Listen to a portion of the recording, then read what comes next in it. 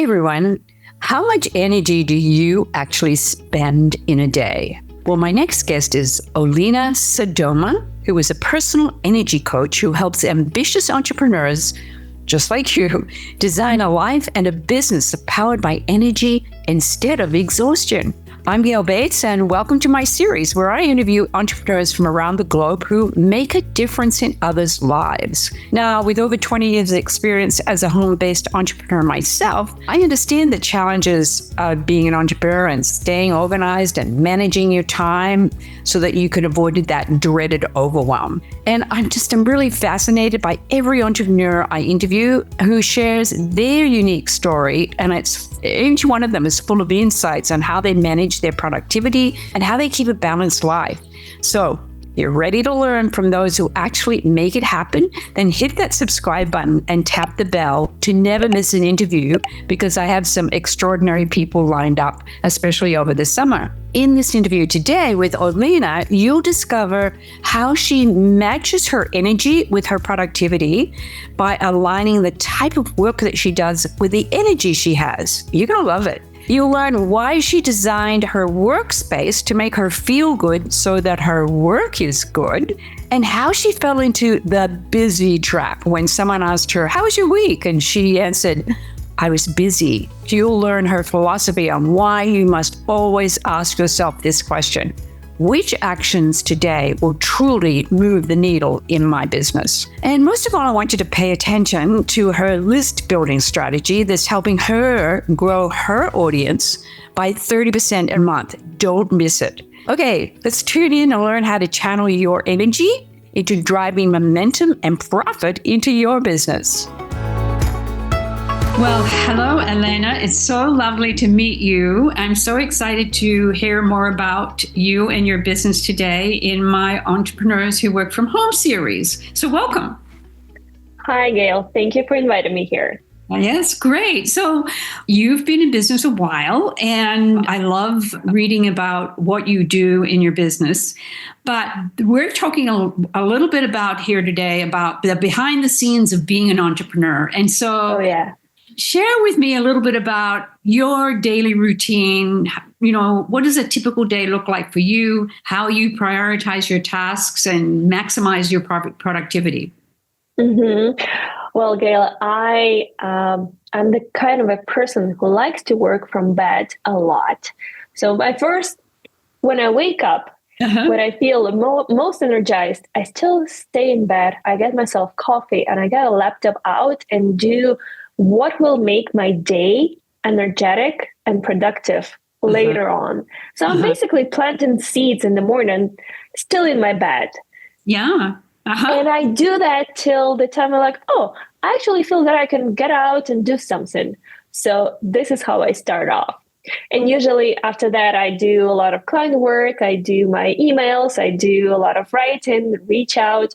But to be honest, I love this idea that with entrepreneurs, we belong to ourselves and we can do whatever we want, what works for us. Yeah. Yes. I love the way you describe that, because a lot of us do that. A lot of us wake up. I mean, I'm an early riser. I wake up at 4 a.m., but I don't get out of bed. But I'm right. I'm planning things. I'm doing things. I'm reading and all of that stuff. It's lovely the way you've described that in your day as well. And how do you work? Do you work in time blocks? Is there specific ways that you work in your business? And I know you're all about energy. So share about that as well. Well, I've been in business for such a long time, and I've been working for other people from home. So I've been tied to calendars. I've been tied to time blocking. Right now, I'm actually at the point where I'm so conscious about how I feel, how energetic I am, that I actually try to match the things that I need to be doing with the best times in my day for that. When I feel like, right now I'm very creative. So I'm writing down all those 4 next newsletters, 6 one, creating posts. I'm not making myself do that when I'm not creative because I've done it. Yeah. before. Yeah. Yes, of course, there are things that need to be done tied to a schedule, especially when you have a meeting with a client, when you have like we were here having a recording at this particular time. It's not like I'm going to message you, Gail, I don't feel like. No. Right. We have to do that. Yeah. But my philosophy is matching your productive zones with the most important work. Yes, I love that. Yes. And I think a lot of us don't pay attention to that because of life, because of what happens, But if you can possibly plan that ahead and know how your day, how the energy of your day is going to be. Yes, absolutely. Yeah. So we can actually plan it ahead. We can know ourselves. I believe that we have to create the life in the way that we can do at any given time what we want to be doing. So I'm striving for that. So that if I think, oh my God, I want to do this, I have to have that ability. So everything that I do in my work is basically getting that ability up to date. Yeah. And do you use a planner or like a digital planner or a paper planner? How does that work for you? Well, it's a mixture of notes on my laptop, on my phone, and a lot of notes on papers. So it's basically I'm writing down as whatever comes to my mind, whatever idea is, I just write it down. I make sure I always write it down, either on my phone or on a piece of paper.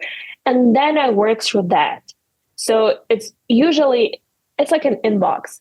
Yeah. There are a lot of things that you want to be doing or you need to be doing. And then you match again with the times when you are best for it. Yeah. No, I love that. And I'm pretty similar, actually. I have a notebook that an idea, I have to write it down. And I usually write it down in my notebook, not on my phone. Because that's how I work, And actually, so I have a system, I call it the one notebook system.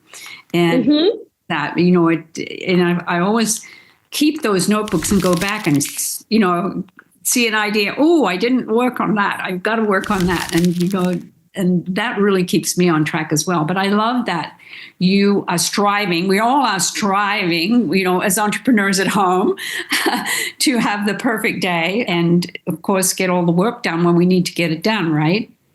Yeah. When you say it like that, I understand that my one notebook system would be probably one note system. So digital notes on my laptop or on my phone, they're synchronized. So whatever gets on the paper will get in my digital notes. So yes.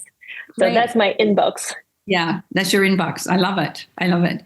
And so tell me a little bit about how you work. You have look like you have a beautiful office. What is your workspace setup? How does that work? Well, it's not an office, it's my room. So there is a bed right here. So I'm just moving around so that my clients don't see that, my God, I'm a human, I sleep. I love to work here. My table is right near the window. So I see the nice view of Space Needle. I'm here in Seattle. And I have candles around. I have essential oils lamp. I'm trying to make the environment. So I have flowers behind me.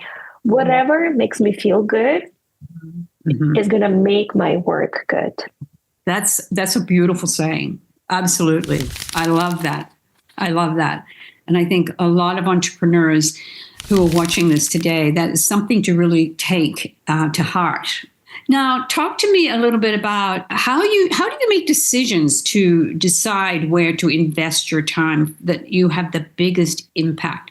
And that's really talking about what we call revenue generating activities, just, making sure that we could spend all day doing busy work, but it won't get us anywhere. And as entrepreneurs, we really have to pay attention. That's why I always ask this question, because we always have to pay attention to the type of activities we're doing that's going to bring in revenue and keep our businesses afloat, right?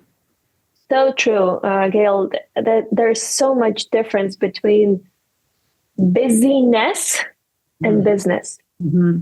Mm-hmm. And we tend to fall into the first one because it's addictive. It's kind of like it's what we were patted on the shoulder for doing, for putting the hard work in, not necessarily the one that is necessary. And it's just so addicting to do that. But I caught myself actually a couple of months ago that when people were asking me, how did your week go? And I said, well, I was busy. And I couldn't even answer what I was doing. Excellent question. I would imagine a lot of entrepreneurs watching this say the same thing. And I caught myself and I didn't like that. Yeah. First, I think we are not doing business just to stay busy. We are doing business to enjoy the life, to apply our own gifts, to do what we are meant to be doing. Or even if a lot of people, I don't say that like every business has to be like the most creative ones. Like sometimes like the best businesses are very boring ones. Right.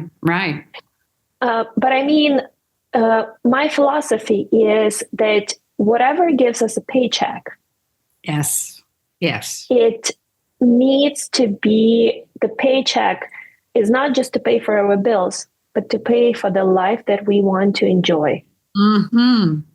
Wise words. Absolutely. And so when I caught myself, when my friends were asking me, how did your week go? And I said, busy. And I understand that I've been doing a lot of needed stuff in my work, but I didn't do anything for myself. And so you kind of can get into the hamster wheel of doing just the stuff that happens to be in your email or the ideas or something. Then you just go in the rabbit hole of whatever you can do as an entrepreneur, because there are so many things you could be doing. I know.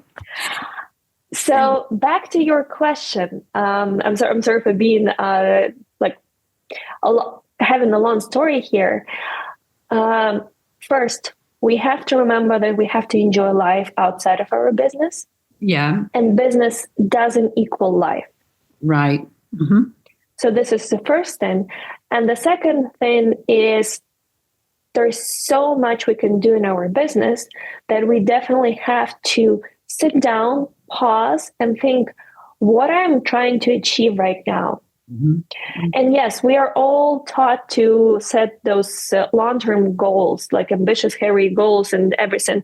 But we as people making decisions today, we cannot make the decisions about ourselves in 5 years. We have to make decisions about where we're going 5, 10 years, but we have to make a decision. We have to decide right now what is going to move the needle in the next 3 months. Yes. That is so true. That is one question I ask myself probably once a week. What is going to move the needle? I love that saying. It's a saying I often ask myself. And so I think your advice is really important, that we know what are the actions that we need to take to move that needle, right? And so do you delegate some of those tasks? How do you feel about delegating? I would delegate everything. Seriously. I would just keep the client work, exactly the client work, and I would just keep speaking because I love being on stages. But I'm in the time and place in my business where I have to do it by myself right now, just because I'm not at the place where I can afford it yet.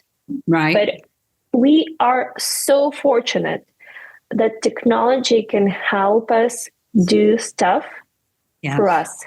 Yeah. So where we would find people, now there is so much out that we can automate. Yes.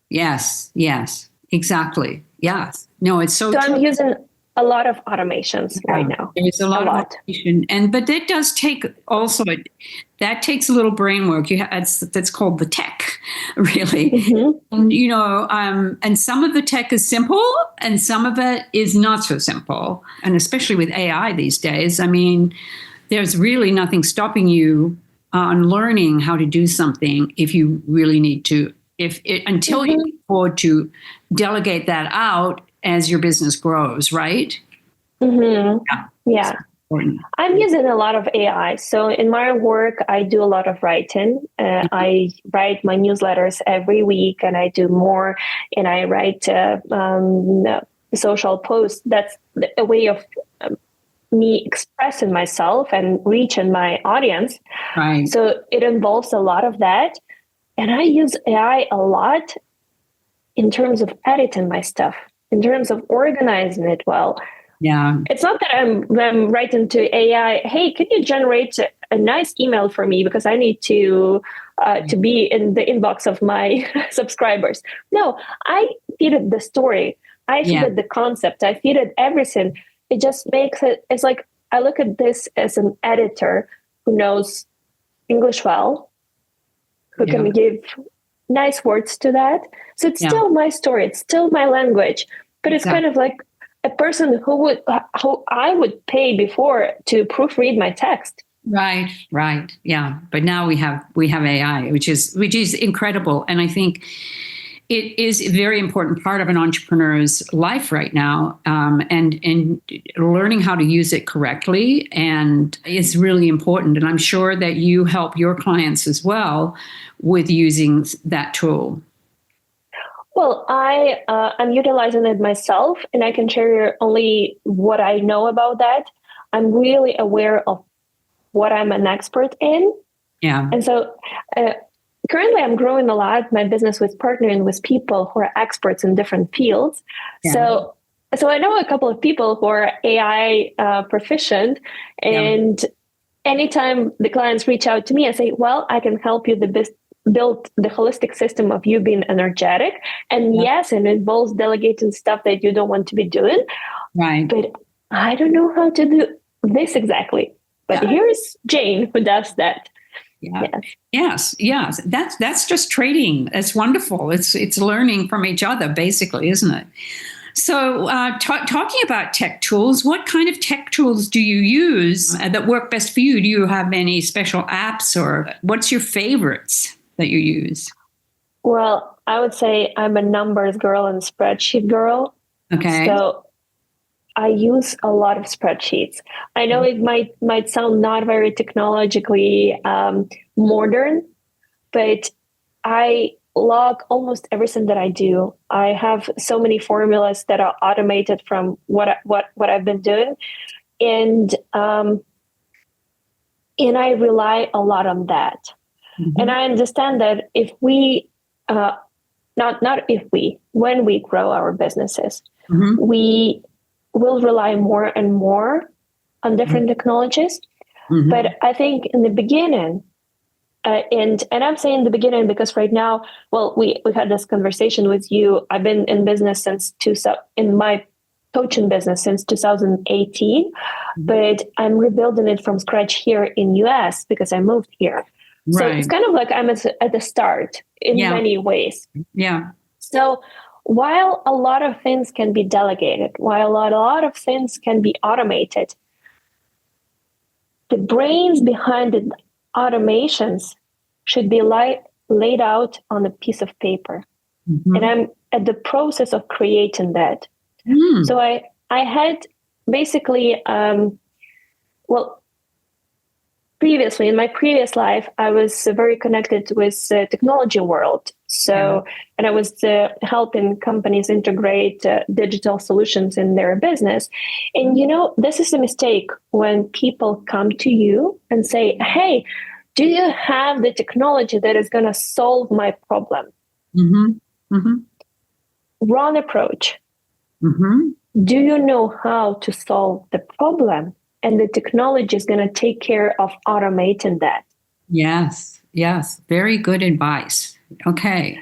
So first, so right now, like going back to the question of what is my what I'm focused at. Right now, I'm focused at growing my audience, growing my visibility, growing my and basically need more people to know about me as they used to know about me in Ukraine. But I'm doing a lot of manual work right now to make sure that SOPs are created, that I know exactly the process, and then I can automate it. Can you explain a little more about how you're doing that? Because I know a lot of people watching would really love to share your journey on how this is happening for you. Okay, so so I do a lot of outreach for partnerships with other people in my industry that are serving the same audience as I do. But we are complementing each other. We are not competing. Right. So it's a win-win situation when I can share what they do, they can share what I do, and I make sure that I curate the best people, the best resources. So I'm finding those people. Then I need to reach out to them. Then I need to actually curate whether what they're offering is good or not. Then I need to schedule a partnership with them. Then I need to follow up with them. And everything is the whole process of ticking the boxes, having the dates, having this plus 3 days since I done this or that. Yeah. Yes. No. So I'm creating this process, and every iteration, every week, I'm thinking, oh, okay, how can I automate this? How can I work with my inbox that it is automated? How can I do this and that? If I am, let's say, reaching out to ChatGPT, it's like, well, my business strategy is partnering with people. Who do I have to partner with? And can you do it all for me? No, it's not going to work. So how is it going to work? You do the manual job. Yeah. You do the manual work first, and then you automate processes. And then you can create a technology to do that for you, or you can hire people. But unless you do it first, it's not going to be working. Unless you find a person who has done it, and you have never done it before, but you're relying on that person's expertise. Right. Well, it's how you and I connected. You know, you're in a group, that I'm in a group. I put out a post about what I was doing and helping entrepreneurs, and doing this video series, and you responded, right? And you responded to me. I actually gave you the impetus on how to respond to me, and you responded. And we connected, and it was a win-win for both of us. And what I love what you've said, because so many entrepreneurs sit back and don't, saying I just can't find any clients, or I can't, there is a way, and you're giving them the step-by-step process here on exactly how to do it. So thank you for sharing all that. That's just wonderful. I'm hoping that others will take note on exactly how you're doing that. And the other thing I just want to add here is, while this process is mainly to grow my audience, because I'm doing that not just to, let's exchange the numbers, let's exchange the emails that are on your list, like let's exchange, I'm going to record the interview with Gale and that's it. Yeah, I'm like, somebody from Gale's audience is going to get to know me and bye. Yeah. No. Yes. I believe that this is a first step. Yes. To actually make a connection and relationship that can evolve with something else. Exactly. So basically, by pitching people and giving, so I do a lot of newsletter swaps right now. Right. And that is easy, that is predictable. But it's just the first easy step to get to know the person and sniff each other, whether you're a good fit or not, so that you're building a relationship that you cannot plan ahead. What's going to happen out there? Yeah. Yeah. No, it's so true. And it is. Basically, it's collaboration is what it is. Yes. And collaborating in the right way so that you're building relationships, because when it comes to the end of the day, that's what business is all about. It is about building relationships with customers. It's about building relationships with partners. It's about building relationships with everyone that you come in contact with. You want to have good relationships. And I know I've been in business a long time, and I have built some fabulous relationships as well. So you've really hit the nail on the head for that. And I thank you. I think that it's going to be very helpful for entrepreneurs who are watching. So tell me now, we touched a little bit on goal setting, but do you have a specific process yourself on how you approach goal setting, how you break down your goals, how you track them? Mm-hmm. Maybe you have a recent goal that you've already achieved. I'm going to say it again that my goals right now are very tied to audience building, just because, it is a numbers game. Yeah. Mm-hmm. People need to know you. And the more people, and especially with my ambitions where I want to be like really well known, I need to get those numbers in. Mm-hmm. So everything that is right now, what I'm doing is tied to actually list building activities. Okay. And I'm maintaining my growth of my list by 30% every month. So I'm adding 30% every month. And that's what I'm tracking. That's what I'm doing a lot. And that's what I'm checking my actions against every day. Okay. Yes. I love that. I love the 30%. I hope you're sharing that in your newsletter. That's great. So tell me now, and I know you'll probably have some great advice on this, but how do you continue to grow as an entrepreneur? Do you have any books that you recommend, or do you listen to podcasts, or, we call it professional development, but there's so much to it. You know what, Gale, I've been learning so much before, but I haven't been applying anything. I was like, this addictive learner. Like another course, another certification, another thing, and like more research. So right now I'm limiting myself in terms of learning business and implementing what I already know to reach my goals. And I'm more learning about humans because I do personal energy work. Right. So I'm learning more about energy as much as I can. So I'm not necessarily learning about business. We all know what to do. Yeah. So you're learning more about the energy of people, which is yes.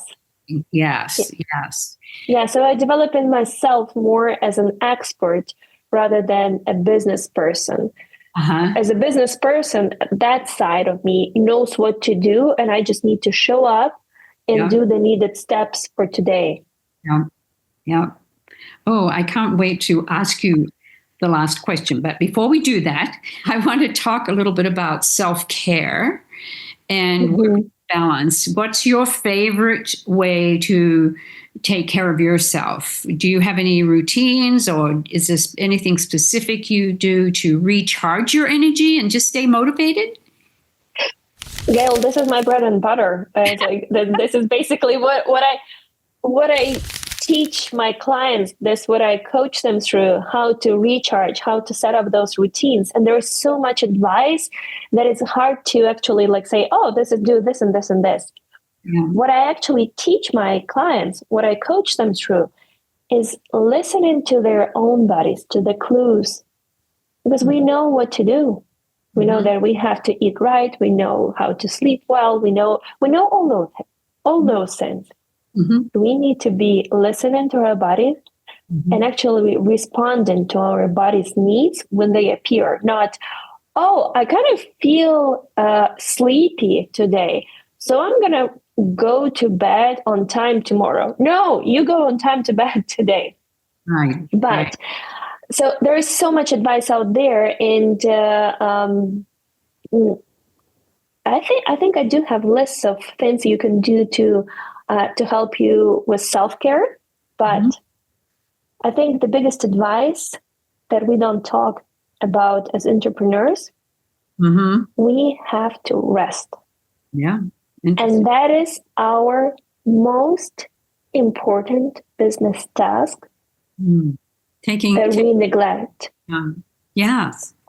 Because once we get into this hype mode of like, oh my God, I'm on the streak, like I'm doing, then we forget to listen ourselves that our body is exhausted, and then we collapse. Yeah. And then it takes us time to get back on track. And it's like, oh, everybody knows about that. Yeah. So actually, I am on my journey, and I'm writing about that a lot, and I'm trying.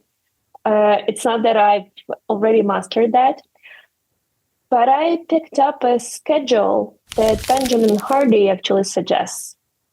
So you work 4 days per week. So you rest for 3 days. Oh, I love Then you work 3 weeks per month, and you take the fourth week off. That's fascinating. Then you work 3 months, and you don't work for the fourth month. Oh, so where are you at? Oh, I'm implementing that fourth week. So I'm good with working 4 days a week. Right. But the week, taking the week off every month is really hard for me right now. Yeah. Yeah. Because you kind of like, oh my God, but I want to do this. And then you don't want to stop yourself doing that. But let me tell you, I had this 1 week off when I made myself rest. Gale, I opened my laptop on Monday, and I've done in under 3 or 4 hours my whole list that I would do usually for a week or even more. Wow. Now, does he have a book on this, or is there? I'm not sure whether he has it in his books. I definitely seen it in his workshops, and I was like tinkering around that. Yeah. But I see so much output from making yourself rest, calming down your brain, calming down because we are, as entrepreneurs, we are addicted to working. We are. I know. Yes. But when we make ourselves rest, then, oh my God, we work so much more productive, and we produce so much more value in the same time. And I think that's important to know. Absolutely. Yeah. Well, that's very fascinating. I'm really going to explore that myself and learn more about that. Maybe we can find his website, and we can add that to the description below when we're finished with this interview. What are your biggest challenges right now? That you face working from home. Is it distractions, or do you find it's motivation dips? What do you think is for you? Stopping work in the evening. Yes, I would say that is, and actually I've heard that from many of the entrepreneurs that I've interviewed. They have said that, you have to make a time that you're going to shut it down, and that's that until tomorrow, right? Because you go in and go on and on and on into the evening, right? Yeah, I think that. So basically, it kind of ties into what I've been telling you about this dream schedule, is cutting yourself off, right, and making yourself actively rest. Go on a hike, hang out with your friends, don't talk about work. Right. Actually have this life that you're building your business for. Right. And then your business is going to transform. So basically, on the day scale, cut yourself off, switch off that laptop. And that's the hardest thing. So while I'm teaching that to my clients, I'm trying to do it myself. And I cannot tell you that, oh, I'm doing it diligently every day. No, sometimes I have to use a lot of willpower. Sometimes I don't have enough of willpower to do that because I just cannot stop. But this is my challenge. Yeah. Well, and I think you're not alone. I think it's every entrepreneur's challenge, because we want to get things done. We want to complete things. And we feel like, well, I work for myself. I can choose my own hours and I can just keep working and get this done. But we have to pay attention to the rest. Like you said, I think the rest is so important. And I'm glad that you've shared that, because I think a lot of more entrepreneurs need to hear it over and over. It's so important. Now, I want you to tell us a little bit about your business, what you do, where people can connect with you. And you have a lovely lead magnet that I've downloaded that I love, and I love all the emails you're sending. So tell us a little bit more about all of that. So I'm a personal energy coach, and I help entrepreneurs 10x what they can do in an hour, so that they can increase their capacity, so they can say yes to strive in business, to strive in life, to many travels, to all the opportunities that are getting their way. And that means that we have to have high energy, we have to have high capacity, that we say yes, yes, yes, yes. That's what I do. And I do that by helping you do tweaks to your lifestyle, to find that needle movers in your schedule that will make you do that. And then, like, implementing that schedule, it's one of the things, it's not out of the blue. It's part of the things that I do with my clients. Right. I'm on my personal journey there. So my lead magnet is the daily planner for maximizing your energy. Right. So we're taking your day on the scale of your day, where you are tracking your energy and you're seeing, oh, in the mornings, I feel good. So when I feel good, I'm going to do this task that I was postponing. Because when we feel good, suddenly we can actually do stuff that we haven't done before. We can make that risky move. We can make this bold move. But when we are exhausted, you can take whatever willpower that you have. You're not going to make yourself create that. Right. And it's going to come out bad. Yeah. So this daily planner helps you track your energy, and it will give you a lot of visualization, a lot of awareness of where your energy is. And the trick is, when you look at your energy patterns, you'll know exactly what gives you energy and what drains you. So you can actually influence that. Yeah. I mean, I reading it is fascinating. I know that my high energy level is in the morning usually, and by 4:00, my energy level is way low. And so my 4:00 is actually the end of my day. That's when I sit and have a cup of tea and read, or I'll do some knitting or whatever it is. But I was just fascinated by where you also talk about the energy zones. And you share with people what type, where, the zones that they're in, and being aware of those zones. I love that. So let's say that you were saying that, like, at 4:00, you are low on energy, and there's nothing wrong about that. So this is a common myth when people come to me and say, oh, I want to be at the highest energy all the time. No. Yeah. We breathe. We breathe in, we breathe out. We breathe in, we breathe out. It's like if we were constantly just breathing in, we would be dead. So, like, there are natural waves of that. Right. The problem comes is when you know that at 4:00 you are low on energy, but you are scheduling client calls at 4, or you are making yourself, I don't know, write up new questions for interviews, or research, or do something that, will take a lot of your resources. Yes, yes. So you have to know where your energy levels are at. And I love that you can point that out to your clients and let them understand when it is the right time for them to be working and when it is the right time for them to be resting, right? Yes.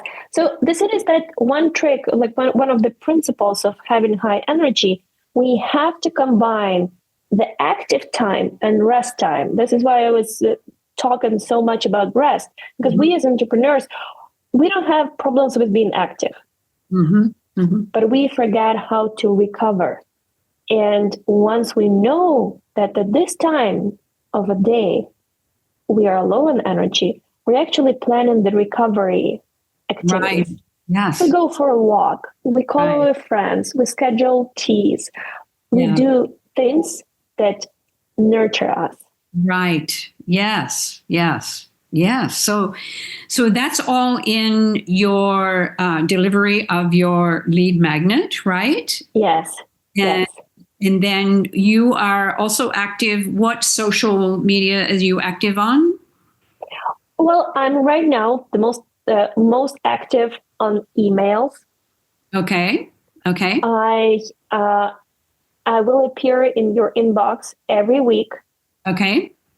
With stories from my clients, with stories from my personal journey, but everything about the energy, how it is influenced by your daily actions, how energy is influenced by your physical state, by your emotional state, by your mental and spiritual.